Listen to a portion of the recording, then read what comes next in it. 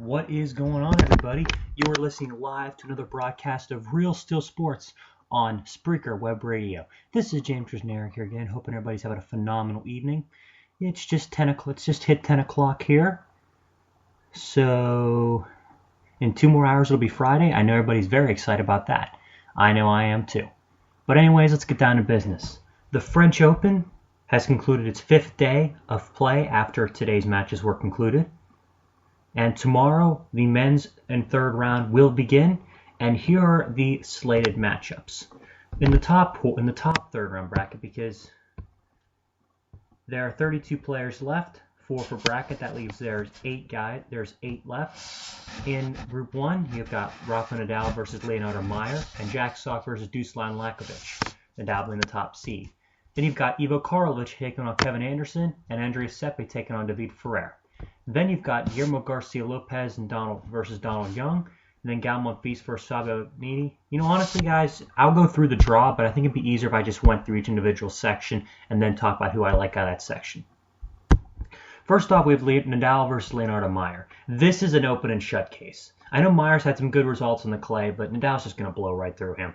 I mean, it's going to be literally like a hurricane taking out a clothesline. That's what it's going to be like. I'd say Nadal beats him easily. And I think he's going to take on Jack Sock, the young American. I mean, Jack Sock, I know Dusan Lakovic, logic says pick the guy because he's from Serbia and he's better on clay because Europeans play on clay a lot more. But I'm still going with Sock because of his experience and the fact he's been on the tour longer. So that means Nadal will play Jack Sock, and I obviously like Nadal through there. Pretty much Nadal through to the final at this point. Then you've got Karlovic versus 19th seed South African Kevin Anderson. Give me Kevin Anderson. I mean, Karlovic has had a good run here, beating a couple guys, but Kevin Anderson returns so much better, and he's obviously done better in his career on clay. So I got to give the edge to Anderson. Ferrer versus Seppi. Ferrer being last year's finalist, he'll beat the Italian because he's just so consistent and rock solid. That'll put Anderson against Ferrer, and I like Ferrer to get through and advance to the quarterfinals. Guillermo Garcia Lopez taking on Donald Young, the American. You know what? I'm going to go with Donald Young here because he's played well enough. He's playing consistently. He's playing with some good defense. Guillermo Garcia Lopez has played well, beating Wawrinka in this tournament in 4 sets. But, how much of that was to Wawrinka's errors? We don't know. I've got to give Guillermo Garcia Lopez, a shot, but I think Donald Young will pull through in 4 sets again. And the winner of that will take on entertaining Frenchman Gal Monfils, and the other player will be, his opponent is the Italian Fabio Fognini. Everybody needs to go on and look at the Gal Monfils dancing video because it was him and one of the other guys in the locker room on the tour there was a rain delay at the French Open. They were dancing. It was really cool on court. It was so funny. I like Donald Young to take on Gal Monfils, and I like Gal Monfils to that section because of the fact that, he's been in the French semis before, knows how to play in the Terre Battue. He is just, so entertaining. And the fact is, I know Fognini, is really consistent and can play well on clay. Monfils has the French crowd behind him, and he always seems to perform well here, even if he's had a bad start to the year. So give me Gal Monfils, and then I think he'll take out Donald Young. So in the quarterfinals, 3 of the quarterfinalists have already declared. I believe Nadal and Ferrer will be in the top part. And the bottom part of the top half, I like Gal Monfils, and he'll take on one of these 4. Richard Gasquet, who takes on Fernando Verdasco, and Philip Kohlschreiber, who takes on Andy Murray. I like Murray, and I like Richard Gasquet to win their matches. Actually, you know what? I'm actually going to go with Verdasco, and here's why. I mean,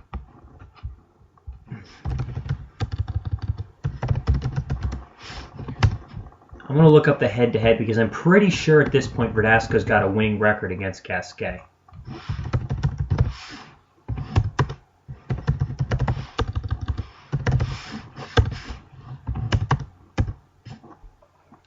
Yeah, Verdasco's had a winning record against Gasquet, and on clay, I think Gasquet has a winning record, but honestly, when you look at it, Verdasco, his forehand's going to torque into Gasquet's backhand. I like Verdasco break through there. I like Murray over Kohlschreiber. Obviously, I know Kohlschreiber's done well here. He's upset some big names before, and he's beaten Murray here, and I believe in the 3rd round in 2009. But that was Djokovic he beat, my bad.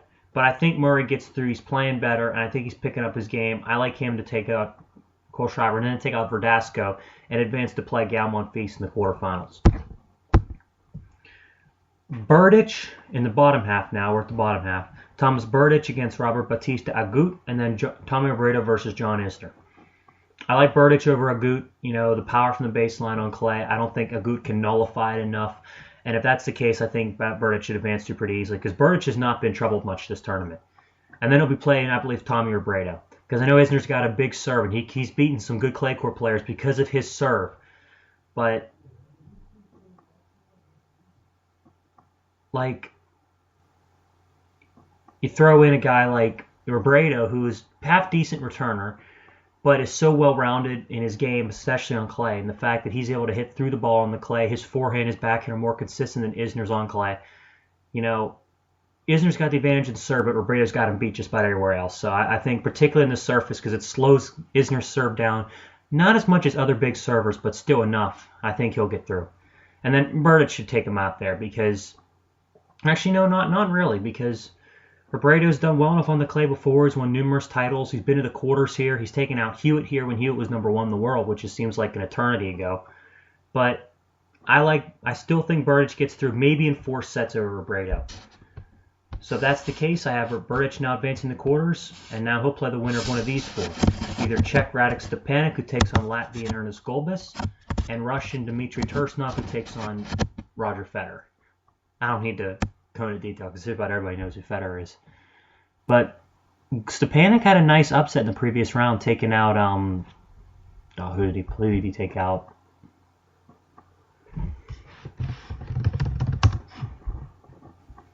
Usny, yeah, taking out Usny. I couldn't remember. It just slipped my mind there for a second. But, you know, that win over Usny was impressive. Bageled him in one of the sets, beat him in 4.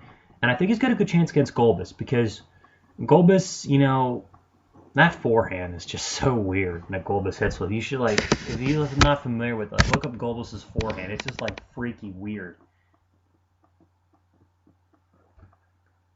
Real quick, for you, those of you that follow basketball, quick update. The San Antonio Spurs are leading the Oklahoma City Thunder by 10 points at halftime. Yes! But, I'm wearing a Spurs shirt, by the way. Go Spurs. Stepanek, I think, can cause an upset here because of his all-around game. And it's kind of funny because, you know, certain volleyers would actually, Pete Sampras being the exception to the rule, certain volleyers actually aren't terrible on clay. Because Patrick Rafter was it not bad on clay? Stefan Edberg reached the French final. Boris Becker had a couple of deep runs at the French Open and won a couple of big clay court titles. If you can get into net on clay and cut off a volley, you can really do some damage. Hell, Henman made the semis here one year, Tim Henman, and took a set off Guillermo Coria, who at the time was the best clay court player on the planet. But I think Stepanek, he'll get through this match. And I think he'll be playing Federer, obviously. I don't see any possible way that Tursunov, unless Tursunov plays the match of his life, there's no way he's taking out Federer. Federer's just playing too well. He reached one of the final in Monte Carlo. He's done very well to start the year. Federer will get through. So that means Berdych will be playing Federer in the other quarterfinal. And in what I consider a somewhat unusual section, you've got Milos Raonic versus Gilles Simon and Marcel Granollers versus Martin Klizan. It's just weird seeing a Canadian in the top 10 in the rankings. I mean, Canada, same thing pretty much. You know, it's just weird because their best player is doing better than, you know, the Americans, and that's just, you've just never seen that. I mean, I don't have a problem with it. I mean, Raunic's a great player, you know, so I have no problem with it. It's just weird to see, you know. But I got to go with Raonic over Gilles Simon because Raonic, you know. Actually, no, I don't know, really. Because Raonic is the power. He's got the big serve. His movement has improved drastically on clay this year. And Gilles Simon is, you know, very good on clay because he's consistent. So I got to give, it's really a toss-up. But I have to say right now, Raonic is playing better, and Simon hasn't looked impressive this year. He's dropped to 29th in the world. So I'm going to go with Raonic. And then the other part of this section, we have Granollers versus Klizan. I like Marcel Granollers. I mean, the Spaniard is, you know, one of the better, most underrated players in the tour. He'll be able to, I think, play consistently enough to confuse Klizan. Final section, we have Joe-Wilfried Tsonga versus Jerzy Janowicz and Martin Cilic versus Novak Djokovic. The two higher seeds, I think, should get through here. I mean, Jerzy Janowicz with his serve could cause an upset, but, Tsonga plays with such emotion when he's playing in front of the French crowd, whether it be the tournament at the BNP in Paris at the end of the year and the Masters, whether it's, in one of the smaller events, or whether it's here. He always plays better when he's got the French crowd at his back. And I think he'll use that. I think he takes out Janowicz. And Cilic versus Djokovic, Cilic could give him some trouble, but if this is a hard court or a grass court, actually, more a hard court, even a slow hard court, Cilic could give him more trouble, but clay's not his forte. It's just really not. And Djokovic, who I predict to win this tournament, I think Djokovic gets through. Pardon me for a second.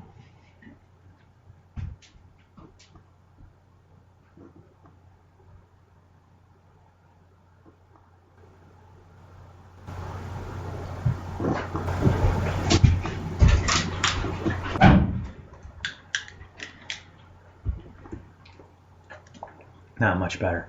I had to get a drink.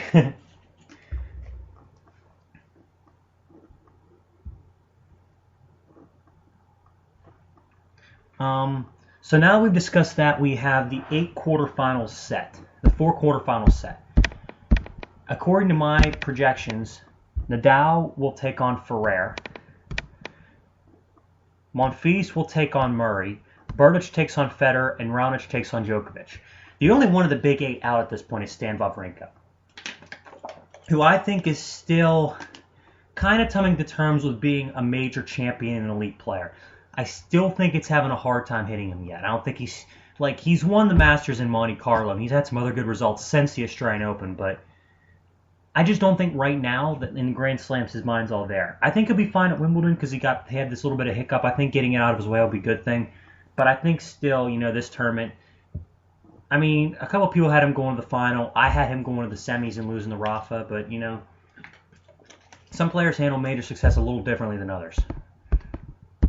But if I were to pick any one of the other guys that I thought had a best chance of losing prior to the quarters of any of the big 8 players that had a chance, because the only guy who's not there that I had making it that far was Monfils. If there's any guy that I think has a good chance at losing, it's probably Andy Murray. Because you look at who's playing, Philip Kohlschreiber. Kohlschreiber took out Djokovic a few years ago here. So, Kohlschreiber's got some game on clay. You got Verdasco, who's a really tough lefty on the clay court. And let's not forget, Verdasco's taken out Murray in some majors. And Gasquet, has always been a thorn in Murray's side, having beaten him a couple of times. So Murray's got the toughest section, and the fact that he hasn't looked so great this year, dropping to number 7 in the world. But I still think he'll get through. But regardless, I still think he's the guy with the most likely most problematic in terms of his chances of getting to the semifinals. I mean, the quarterfinals, I should say. I'm getting ahead of myself. So according to this, Nadal will take on Ferrer. I like Nadal through this part because, think about it. He's owned Ferrer on clay. Yes, Ferrer beat him earlier this year on clay, but that's best 2 out of 3. If I were to put a list of guys that I think could beat Nadal and best 3 out of 5 on clay right now, Soderling wouldn't count, it'd be one man, that's Djokovic.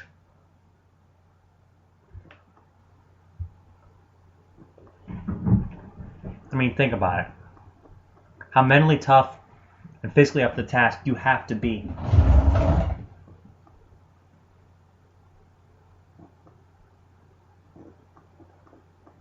Hang on a second.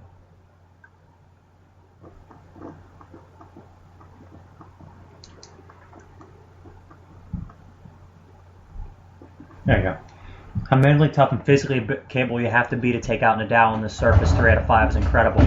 Ferrer can maybe take a set, but that's about it. Nadal's forehand's too big, the fact he can just move Ferrer around, and the fact that Ferrer's firepower in itself is not near enough to hurt Nadal. That's what happened last year in the French final, why Nadal beat him so easily. So yeah, Nadal, I'd say, will get through that match in 4. And then you got Monfils and Murray, who I predict will be the other quarter. If that does happen, I look for Murray to... I actually think Monfils is going to beat him. If that does get that case. Like I said, these are all projections based on what I've seen. I got to go, actually, no, Monfils is a chance, but the more I think about it, Murray is rested up. Murray looks like he's starting to play a little better. It's funny, he's the most problematic, but at the same time, He does have the lightest section because he's